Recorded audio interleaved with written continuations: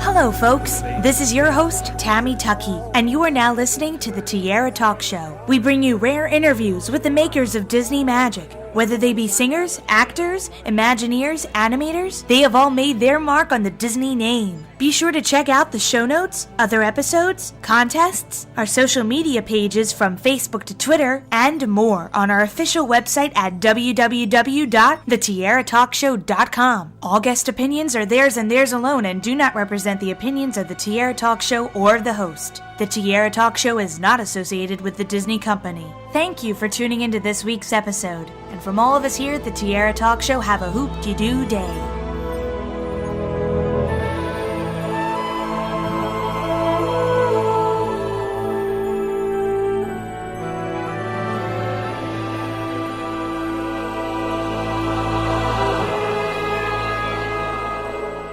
I'm excited to welcome this week's Tiara Talk Show guest, Larry Gertz, to the show. Welcome, Larry. Well, it's great to be here. I really want to let our listeners know that, again, this is a complete honor, but this episode is going to be very, very special, especially to big Spaceship Earth fans out there, because Larry was a part of the 1994 update of the attraction. And I don't know about you, Larry, but I have looked countless hours online for information about this particular update and have found nothing. So the fact that I'm speaking to you today is kind of a miracle in of itself.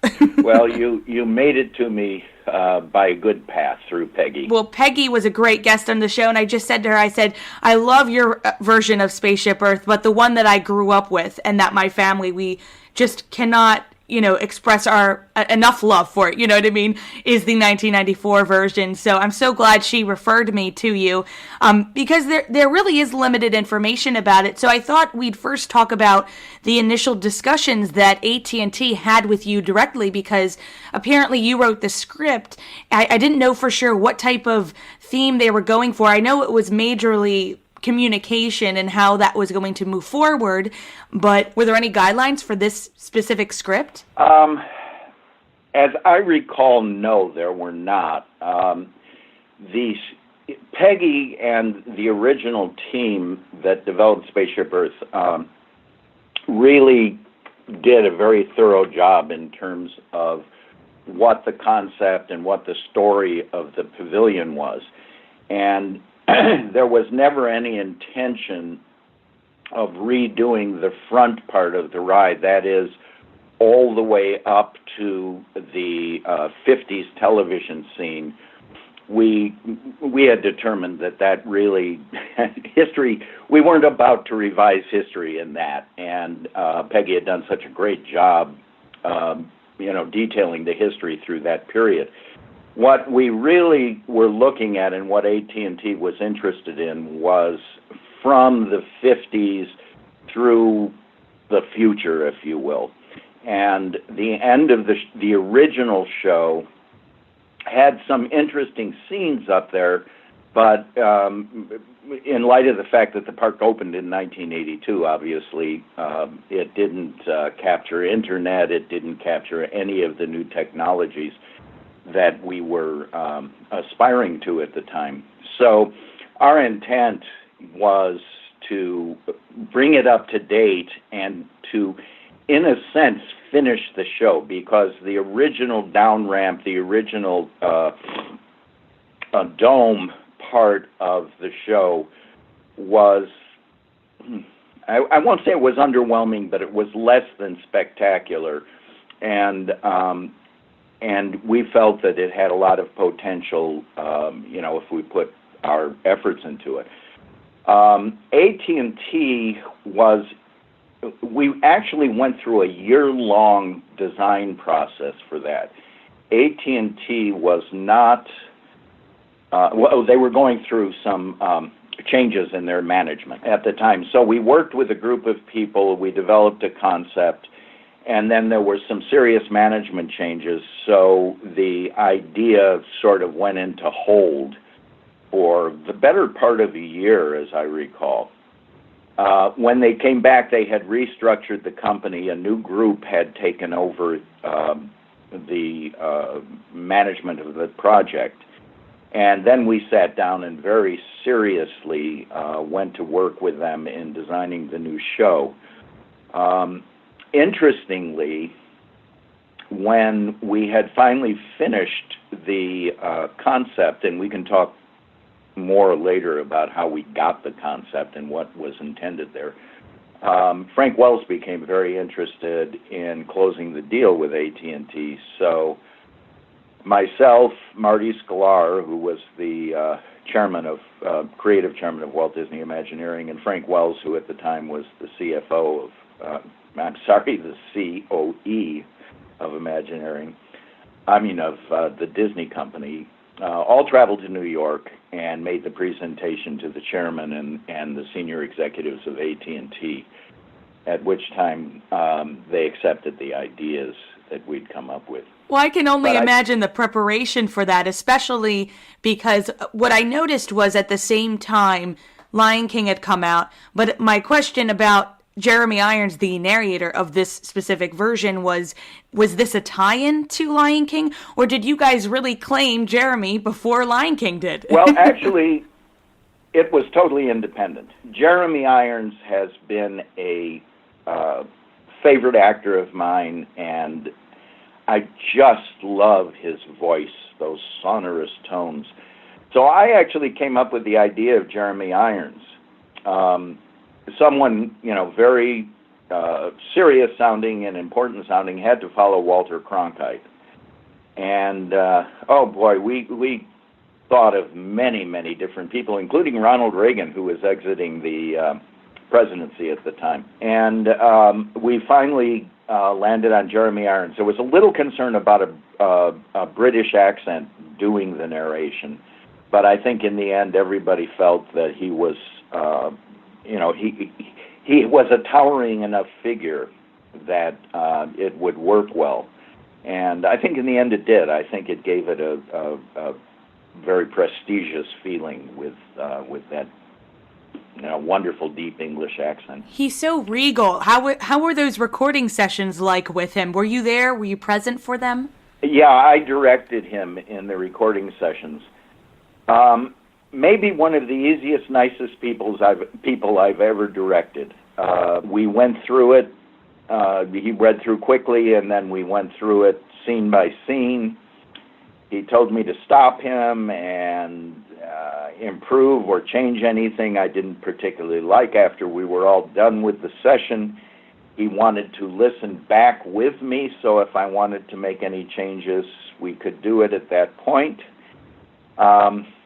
And then I gave him the copy of my script and said that my sister was a huge fan, and he signed the script to my sister. So he couldn't have been more charming, nicer, easier to work with. And in the end, he brought his mother to America to see the attraction and wrote me a very nice email about how much his mother enjoyed the attraction. So I would have to say it was one of the high points. I can only imagine that. And going into that aspect of after the family TV set in the 50s is more about the communication aspect, like what's going to happen in the future. And it's pretty interesting because most of them involve something that we're kind of doing right now is using Skype, you know what I mean? And there's FaceTime now. So it's amazing how you guys really predicted the future in that aspect. So when you kind of jumped in to work on this on this specific attraction, did you guys write it a couple times and just said, okay, here is where this specific scene's going to go, and this is how we're going to place it, and then, kind of walked the actual track itself? Yes. With any redo, that really is how you have to start. You have to familiarize yourself, not so much with the old show, although in this particular case, we did familiarize ourselves with the old show, obviously, because we weren't changing everything. And you need desperately to understand the track configuration and the various dimensions and the various areas of the show, which is probably a good place to pause here. Spaceship Earth is a fascinating building and is one of the more complex interiors I've ever seen. The geodesic sphere actually only holds itself up. The attraction itself is built within the sphere, within a more rectilinear sort of framework. So if you can think of a box inside of a ball. However, within that box, the ride system rises up to about 178 feet, about 18 stories, and then descends very rapidly. It rises rather slowly, descends very rapidly. The ride system itself is a continuous chain of cars. It's called an omnimover. And the way that functions is all the motors are off-board and propel the vehicles by contacting what's called a platen underneath the ride vehicle, and that pushes it forward. All of the cars have to be pushed forward at an even rate, otherwise the system doesn't work well. And interestingly enough, the majority of motors are in the down ramp because they need the power of the down ramp to keep the cars from falling down and pulling all the other cars up. So it's really an amazingly complicated and beautifully engineered system. The building itself is very, very difficult to work in because it has beams going everywhere. It has very strange spaces in the off the track in the various places that the ride scenes exist.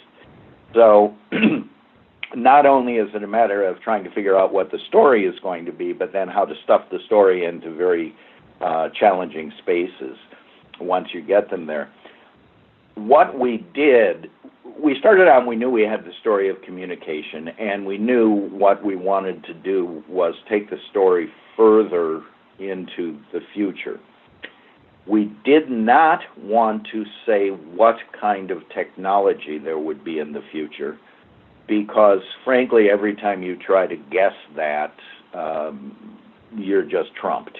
You don't have, the right ideas. Companies come out with some new form of electronics, and so you get, your predictions are generally wrong.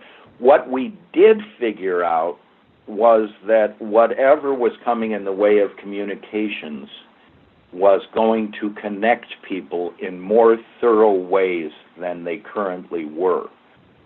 And since the really only technologies we knew of today were computer screens, we decided to give the boy and the girl in the modern scene computer screens, one in Japan, one in America, both baseball fans, sharing their lives with each other. So that was our attempt to say that the world has grown very small, and now, two kids 5,000 miles apart can actually share their lives. Probably 5 steps better than pen pals. So that was our idea in that scene. The next one was really sort of motivated by the whole internet superhighway. At the time, Al Gore was vice president, and he was falsely credited with inventing the internet, which of course he didn't. That was invented at Berkeley, actually, for various colleges to communicate with each other. But he had made it very famous and very popular, so we decided, well, this would, in order to go into the future, why not go into a world of total interconnectedness? So that's what that scene was really about. Okay, we now have seen that people can connect with each other from 5,000 miles apart.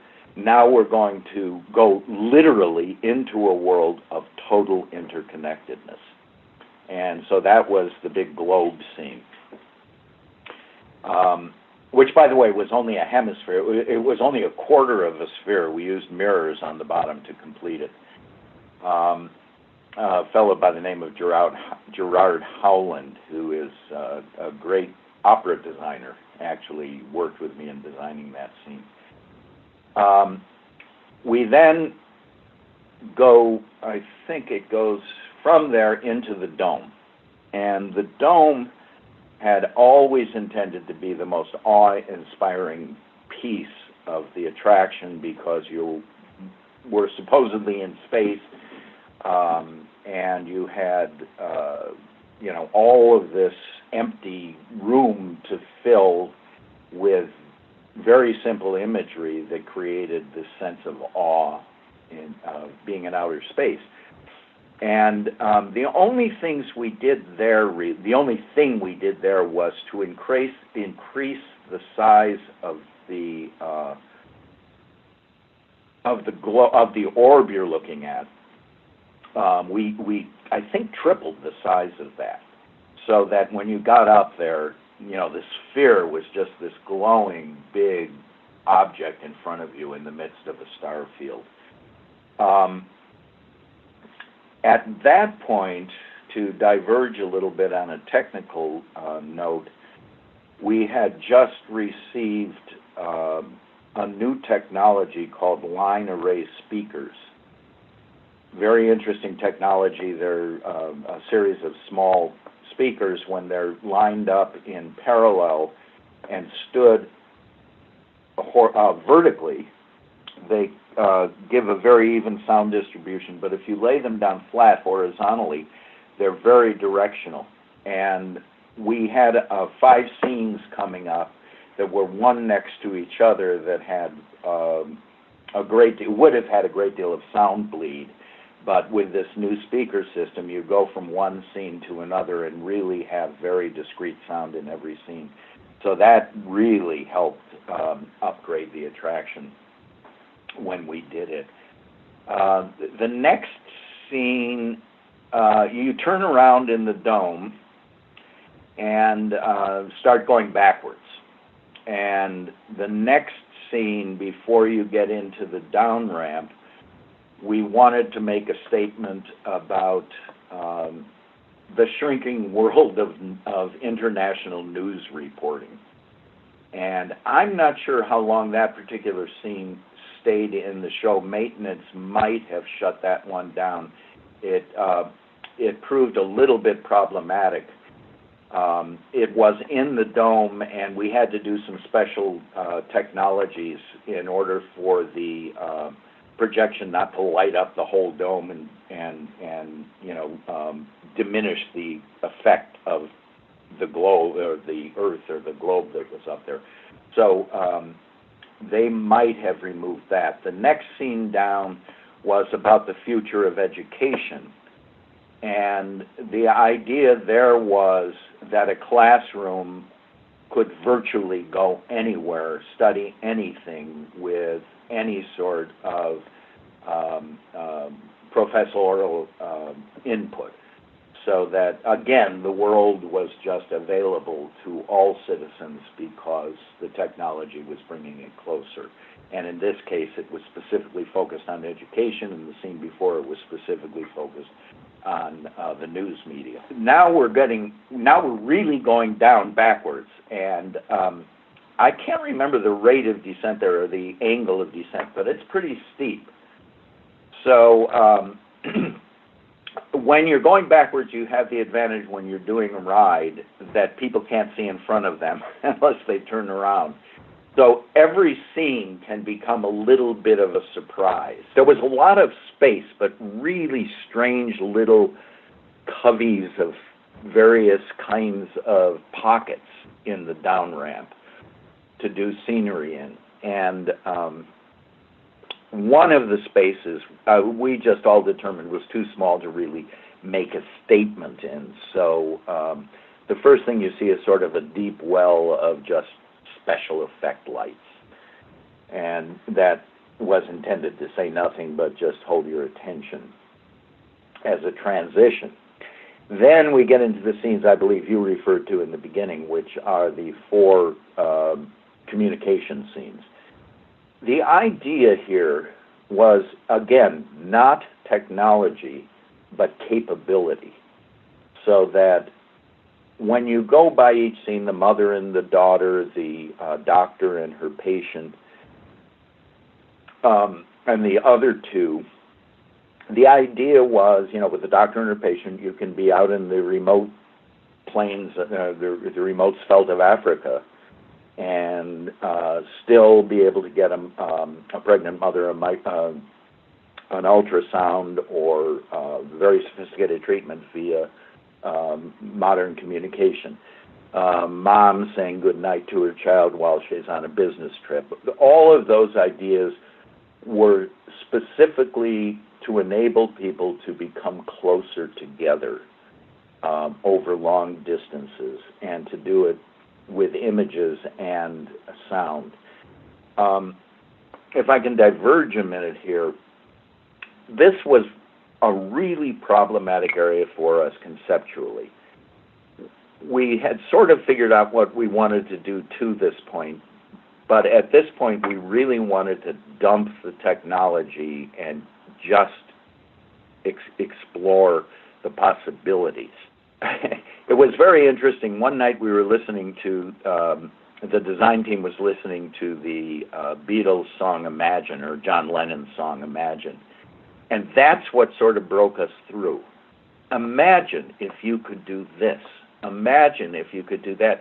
And suddenly it took it out of the realm of physical equipment and put it in the realm of just dreaming what the possibilities are. And so that's how we approached it. And quite honestly, any connection to the physical reality of what has happened was a wonderful, wonderful circumstance, and came much closer than we might have imagined at the time. Because, like, again, all we were trying to say is you can connect. We're not saying how you can connect, just that you will be able to connect. So we were very, very pleased that the future proved us right in that prediction. Because at the time, the internet was not a strong supporter of global communication. That would come in the next 5-6 years. The next scene, once we went through the interpersonal communication that was possible with the new technologies, we determined that we wanted to show the guests the world interconnected. And obviously the way we determined to do that was to build, certainly not the whole world, but what looked like a sort of caricature of the world, so that there were New York icons and London icons and Paris icons and East Indian icons, and etc., all in this architecture, miniature architecture. And what we did was we used a really interesting technique of combining black and white light paint. And when you fluoresce that with a black light, it doesn't necessarily look like your typical fluorescent black light scene. The white light paint sort of tempers the glow of the black light, and it honestly makes the image, or the little models that we built, look like they were internally illuminated. So we were able to make it look like there was a little bit of life in the city. And then we connected that with fiber optics, and those fibers went back and forth, back and forth, back and forth all over the city. And when you looked at the scene, because of the fiber optics and the way we had programmed the lasers, you could see the communication lines going back and forth in full rainbow colors, back and forth between the different areas in the city. We then took this monster bundle of fiber optics. I believe we used 1.5 miles of fiber optics in that part of the show. And what we did was we created a wire mesh tunnel that sort of spiraled down the rest of the down ramp. And the fiber optics swirled around inside this tunnel. The whole idea being that the whole world is connected in the bright, beautiful scene of the city, or the cityscape, the worldscape, if you will. And then all of those fibers and all of that communication and all of that information coalesces into this spinning spiral of communication information, and it takes you backwards down the down ramp. So now you are part of this whole information and communication revolution. This is now carrying you back into your own world. And you then exited the ride vehicle into the post-show. Joe Garlington did the post-show for the 94 rebuild. And then when was it, 2000 or something like that, when Siemens came in, Joe Garlington actually led the effort for the final rebuild of the show. I will say that I went on later in my career at Disney. I was the creative director and executive producer for Disney Quest, and our fully interactive theme park, which was in Florida and Chicago. And Joe Garlington, the same fellow who did that post-show, did all the interactive attractions at Disney Quest. Well, I hope you don't mind if we can kind of go back, and I have like little questions about specific scenes that you particularly did with Spaceship Earth. So I hope you don't mind if we go back again, especially with the first scene, which is Jason and Keiko, when they're communicating with each other. For starters, did you guys have auditions for specific individuals to be seen? Because most of these auto animatronics have a human doing a video of themselves as if they are the auto animatronic. So was there an audition process, or maybe an Imagineer that worked on the attraction that had their son or their daughter be a part of the attraction? Yes, it was children of Imagineers. Have you stayed in touch with any of the kids from these videos? And because I can only imagine that they have their own children now. I wonder if they even got a chance to show their children the original attraction before it changed in 2006. No, unfortunately, I have not. What amazes me is that you actually found their names. I never in 100 million years would have remembered their names. Oh, the other thing I should mention broadly is the music. I did change the entire musical track, and the whole idea of the music is it starts out in prehistory very abstract, discordant, and sort of a jumble.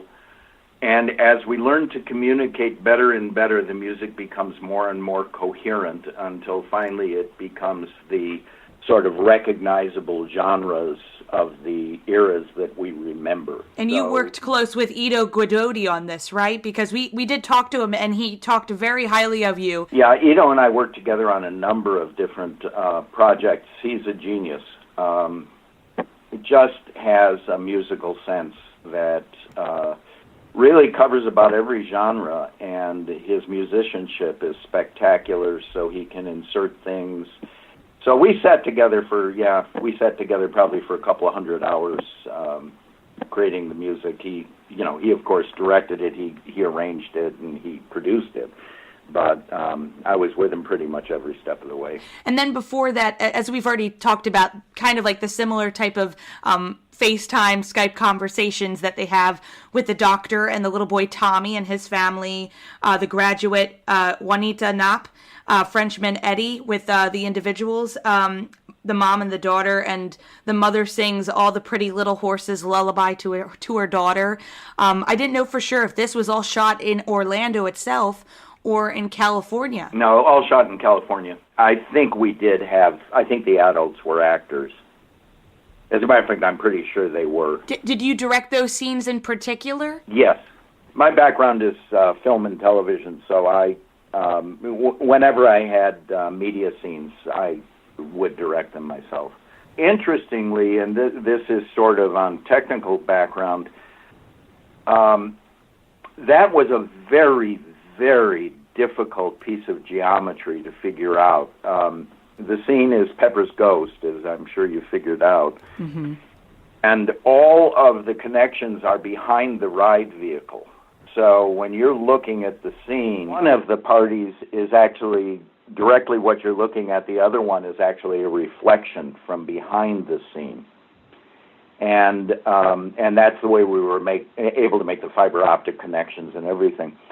The challenging thing there was it was a very difficult space. We were right up against the outside skin of the building there. And when we got there, we found that in each of the scenes that you were facing, we had 5 feet less space than the plans said we did. So we had to scramble to be able to shoehorn those things in there and get everything to line up. When you have a Pepper's Ghost, obviously things have to be lined up perfectly, otherwise your angles of view make a lie out of it, ruins the effect. So we had a wonderful production designer by the name of Alan Harias, and he was able to figure out the geometry of all of those things and make that scene work, for which I will forever be grateful to him. Well, now Siemens has ended their sponsorship of Spaceship Earth. I was wondering, in your opinion, if you were ever to revisit Spaceship Earth again and change it, if they were to update it again and you were to be on board with such a project like that, what would you like to see be added? That's a very simple question that really requires a complicated answer. If it was a communication company and the theme remained communication, again, there's very little reason other than guest appreciation. If guests were tired of the opening scenes, going all the way up to the top, then there would be reason and motivation to change that. If that still seemed to score highly with guests, I probably wouldn't suggest changing that, because it would be very costly, and really, when it tells the story of communication is well told there. Again, I think what we would have to do is change the entire top and down ramps portion of the ride, because again, the technology has so far outstripped or caught up to the the vision that is projected there, that would definitely need to be updated. There are tremendous challenges, as I said, with renewing that ride, in the sense that the building is very difficult to work in and to design into, which does, to a certain extent, limit the capability of changing it out. But again, I think, the beginning of the show really works. I think it's really pretty much evergreen. But the down ramp, probably every 5 or 10 years, really needs an upgrade. Probably along the same vein, but, projecting out farther and maybe taking our communication to another planet. It's really nice to see that the story still carries, again, to this day, communication and how to communicate with one another.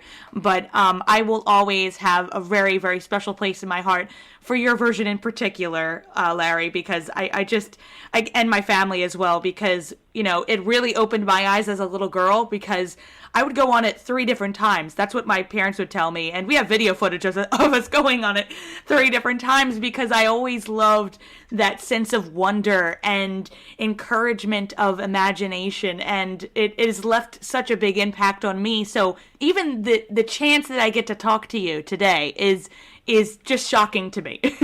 I appreciate all the kudos. It was a very challenging and a very rewarding project. And, many Imagineers over the years, from Peggy, up through Joe and his team, have worked on it. There's been a lot of labor of love going into that ball. But before we end our interview, I have 3 Disney-themed questions I ask each of my guests. I call them the Fab 3. So we'll start with the Donald question, which is, as a child, what Disney film would you always like to watch over and over again? You know what? It wasn't animated. It was probably 20,000 Leagues Under the Sea. And our goofy question, what Disney character do you think you would be best friends with if you met in person? Donald Duck. And our Mickey question, if I asked you to name any Disney song at this very moment, what immediately comes to mind? Supercalifragilisticexpialidocious. I'll tell you why that stuck in my head. When we did the first Disney Quest, we put a circular sort of portal thing in. And we were trying to figure out, sort of a Stonehenge sort of arrangement. So there was a circular plinth, and all those religious plinths have inscription on them. So we wanted to inscribe it, and we found that supercalifragilisticexpialidocious fit perfectly inside that ring. So if you were to have gone to Disney Quest in Chicago, and I think in Florida, too, we did it, and you look at the inside of the ring and you start reading it at the right place, it actually says that. But I really hope, Larry, I not to, say that I don't love your other attractions, but this in particular I felt didn't have the respect and love and known information out online. That's why I really wanted to focus on this today. But as long as you're willing and ready, I'd love to have you back on the show to talk about your other attractions that you've worked on. Because again, listeners, I'm telling you, Larry's been involved with the Disney company for a long time, and everything that he has touched is gold. And I'm really still in awe that we got to talk today. So thank you so much for doing this. I really do appreciate it. My pleasure. It was fun talking to you.